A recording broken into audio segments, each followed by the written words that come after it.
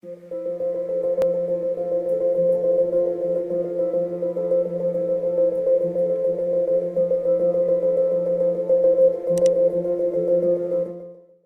contexte d'une activité est une notion très importante en développement Android qui peut paraître complexe au premier regard. Toute activité hérite de la classe Activity qui hérite elle-même de la classe Contexte. Afin de mieux comprendre à quoi correspondent les activités, je vous redirige vers les 2 épisodes précédents qui traitent du sujet.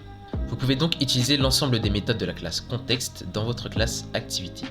Mais encore une fois, à quoi correspond ce fameux contexte? Eh bien, le nom peut donner une première piste. En effet, le Larousse nous définit le contexte comme étant l'ensemble de circonstances dans lesquelles se produit un événement, se situe une action. Le contexte en Android est une classe qui permet d'accéder à l'ensemble des informations de l'environnement de notre application à un instant T. Nous pouvons alors récupérer le thème actuel, le cache ou alors une image enregistrée. Mais alors, quel est le lien entre contexte et navigation entre les activités? Eh bien, ça a tout à voir. C'est le contexte qui nous permet d'accéder à une nouvelle activité ou au contraire d'en détruire une.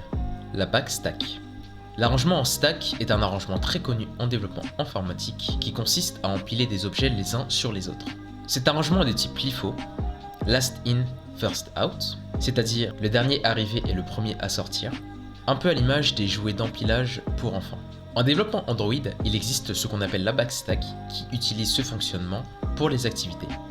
Tout comme le cycle de vie vu lors de la précédente vidéo, il est important de maîtriser la backstack afin de s'assurer une application de qualité. Pas de panique, je vais vous l'expliquer.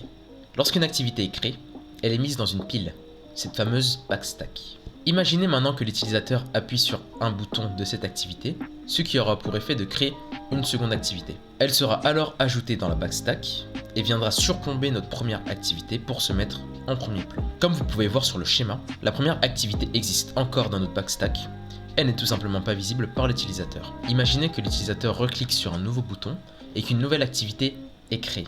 Vous l'aurez compris, elle viendra s'ajouter à la backstack en surplombant la deuxième activité. Maintenant, si l'utilisateur clique sur ce fameux bouton de retour spécifique au smartphone Android, la troisième activité qui est actuellement visible au premier plan va être détruite par le système. C'est alors la seconde activité, qui est juste en dessous, qui va apparaître à nouveau à l'écran. Si l'utilisateur appuie à nouveau sur le bouton de retour alors qu'il n'y a qu'une seule activité dans la backstack, elle sera alors détruite. De même, si jamais l'utilisateur décide de quitter son application alors que la backstack contient encore une ou plusieurs activités, elle sera tout de même détruite par le système. Maintenant que vous savez à quoi correspond le contexte d'une activité et que vous avez compris le fonctionnement de la backstack, nous pouvons passer à la partie code où nous allons apprendre à implémenter l'ensemble des éléments que nous avons vus ensemble. Prenez votre meilleure tasse de café car nous allons coder. Ok, donc on se retrouve dans Android Studio en reprenant donc notre projet précédent qu'on avait déjà commencé, donc le Main Activity Demo. Si jamais vous n'avez pas vu le premier épisode, je vous mets le lien de la vidéo juste en description. Donc maintenant nous allons tester la navigation entre activités. Donc nous avons notre première activité qui est toujours ici, d'accord, qui affiche toujours un text view au milieu. Hop là, je vais faire un petit zoom de notre constraint view, d'accord, donc Hello World. Je vais un peu la modifier pour qu'elle soit bien reconnaissable. Donc je vais d'abord changer la couleur de background.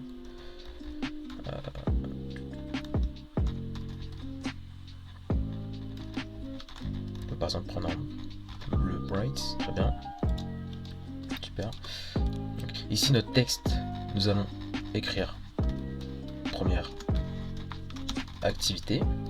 Donc ici on va juste voir pourquoi on a ce petit warning là. Text size, nous allons mettre 30 SP afin qu'il soit bien visible, et texte color, comme c'est un bleu assez clair, on va plutôt prendre du noir. Voilà. Si je reviens sur le design, très bien. Alors là, ici, on a une erreur, enfin on n'a pas une erreur, on a plutôt un warning, nous disant que donc notre chaîne de caractères première activité est hardcodée, et qu'on devrait plutôt utiliser la ressource string. Donc ici, pour ce faire, nous allons aller de notre dossier res, donc qui signifie ressource, value, et ensuite strings.xml. Donc ici nous avons déjà notre app name, donc, qui est utilisé dans notre manifeste, donc comme vous pouvez voir ici. Et là nous allons rajouter, hop là, une nouvelle ressource. Donc vous voyez que c'est un fonctionnement de balisage où on va donner un nom, first activité,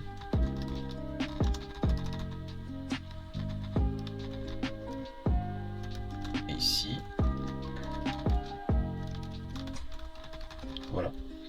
Maintenant ici, afin de récupérer notre first act que vous voyez juste là, nous allons repartir dans notre activity main.xml et à la place donc de cette string hardcodée, nous allons mettre un arrobase, string et first activity.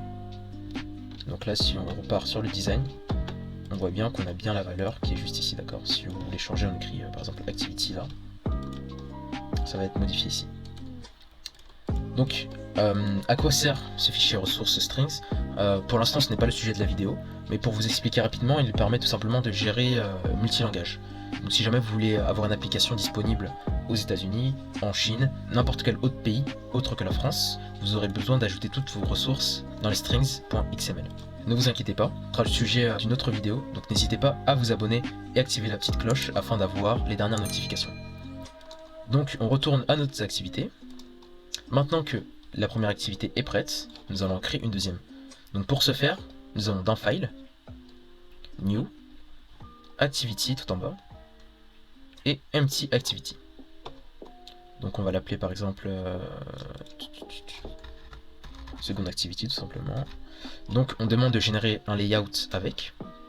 Donc le nom de ce layout ça va être Activity Second. Très bien, donc en Kotlin et Finish.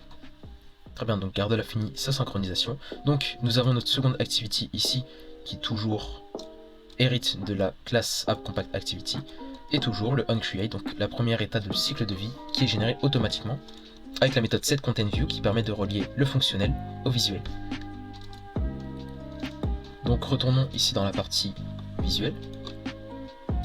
Je vais faire comme cette partie là, je vais récupérer ici mon TextView, donc je vais copier-coller là. Sauf que là, le texte, cette fois-ci, ça sera second view, second activity. Et ici en background, on va mettre une autre couleur, donc par exemple, on va mettre du rouge. Voilà. On va plutôt mettre blanc pour que ça sorte mieux. Voilà. Donc maintenant, dans ma première activité ici, afin d'accéder à la deuxième, je vais mettre un bouton pour pouvoir interagir avec. Donc, button. Content, ici, on va le mettre tout en bas. Comme on est dans un constraint layout, il faut rajouter les contraintes afin que le bouton soit tout en bas. Donc bottom of parent. On va le mettre au milieu, donc start to start of parent et end to end of parent. Ok. Donc on va rajouter une petite marge en bas. Donc de, par exemple 30 dp, voilà, ça devrait suffire. Voilà, nous avons notre bouton ici. Et on peut rajouter un petit texte, hop là, suivant. Donc ici, bien entendu, on a le même warning, donc car notre chaîne de caractères est hardcodée. Donc, un petit raccourci, c'est Alt et Entrée. Et ici, vous avez Extract String Resource. On l'appelle Next, par exemple. Voilà. Et vous voyez, il est automatiquement rajouté ici. On va faire la même chose également pour la seconde activité, donc on va rajouter aussi notre petit bouton là. Mais cette fois-ci, ça sera pas Next, ça sera précédent. Alt Entrée, et Extraction Source, et on écrit Previous. Voilà. Donc ici, on va rajouter un ID. On va l'appeler Previous Button par exemple. Hop là, je copie-colle car on va également faire la même chose pour la première activité. Cette fois-ci, on va l'appeler Next Button. Très bien. Donc l'idée, c'est qu'en appuyant sur ce bouton, on accède à la seconde activité qui est là. Et en appuyant sur ce bouton de la seconde activité, juste là, on retourne à notre première activité là. Donc comment se faire? On va dans notre main activity. On va d'abord récupérer notre bouton en question. D'accord. On va l'appeler ici... Alors cette partie, on peut la supprimer pour la génération du random. Voilà, ce n'est plus très grave. Hop là. Hop.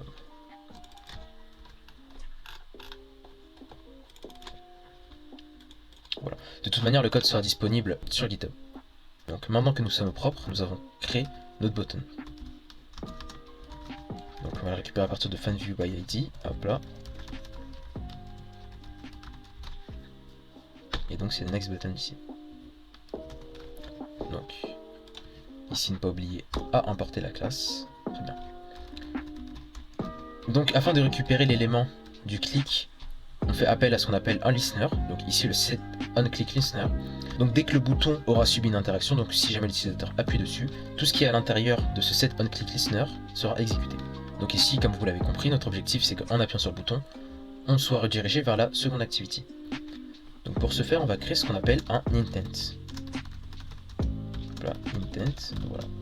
Donc Alt, entrée pour l'import. Donc le intent prend deux paramètres. Le premier c'est le contexte, donc comme nous venons de voir dans la partie explicative. Donc ici nous avons juste à mettre this car main activity hérite de app compact activity qui hérite elle-même de la classe contexte. Le second paramètre ça va être la destination vers laquelle on veut aller. Donc dans notre cas c'est son activity et je mets la classe. Ensuite il y a la méthode qui s'appelle start activity, donc qui prend un paramètre un intent et qui permet tout simplement de démarrer notre activité qu'on a mis ici en second paramètre de l'intent. Donc là, je peux supprimer cette partie-là. Donc, testons ici. Très bien. Donc, on a notre activité qui vient d'être lancée. J'ai ouvert la console locate afin qu'on puisse voir les différents états de notre première activité. Donc, si jamais je mets suivant, hop là, vous pouvez voir que la seconde activité est appelée. Donc là, ici, on peut voir que le onDestroy n'est jamais appelé par notre première activité. Ça veut dire que l'activité en question n'est jamais détruite. Effectivement, comme on a vu, elle reste présente dans la backstack. Donc maintenant notre objectif ça va être, à partir de la seconde activité, de retourner à la première activité, car comme vous le savez, elle n'est pas détruite. Pour ce faire, on va sur seconde activity. Ici, on utilise exactement le même procédé, donc je vais faire un copier-coller de notre bouton.